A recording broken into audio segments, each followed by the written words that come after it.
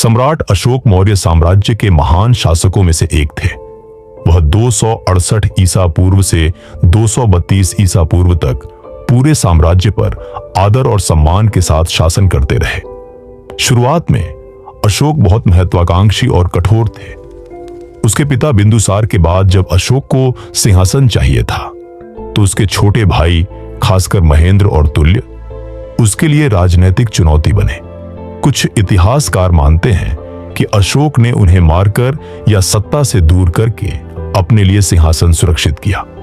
उस समय यह आम बात थी क्योंकि राज परिवारों में सिंहासन पाने के लिए अक्सर संघर्ष होते थे। यह कठिन समय अशोक के जीवन का क्रूर भाग था। अशोक ने कई युद्ध लड़े और अपने साम्राज्य का विस्तार किया।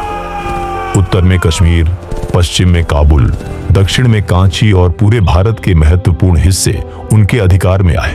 लेकिन सबसे प्रसिद्ध युद्ध था कलिंग युद्ध, लगभग 261 ईसा पूर्व।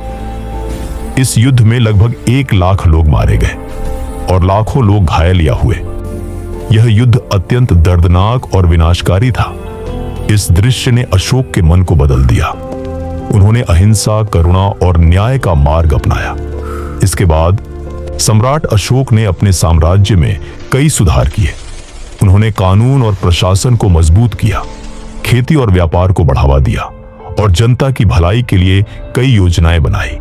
अशोक ने स्तंभ, स्तूप और शिलालेख बनवाए जिनमें करुणा, नैतिकता और अच्छे आचरण का संदेश लिखा। इतना कह सकते हैं, कलिंग युद्ध के बाद अशोक ने बौद्ध धर्म को अपनाया और पूरे साम्राज्य में अहिंसा और करुणा का संदेश फैलाया। स्तूप और विहार बनवाए। विहार उन जगहों को कहते हैं जहां भिक्षु रहते हैं। अशोक ने ये बनवाकर धर्माचार्यों को बौद्ध धर्म का प्रचार करने भेजा। उनकी कोशिशों से बौद्ध धर्म भारत से बाहर श्रीलंका, नेपाल और दक्षिण पूर्व एशिया तक फैल गया। सम्राट अशोक ने दिखाया कि सच्ची शक्ति केवल युद्ध और विजय में नहीं बल्कि करुणा, न्याय और मानवता में भी होती है। उनका योगदान आज भी प्रेरणा है और उनका साम्राज्य हमारे इतिहास में सदैव सम्मान के साथ याद किया जाएगा। देश और दुनिया के ऐतिहासिक युद्ध और योद्धाओं के बारे में जानने के लिए अभी सब्सक्राइब करें।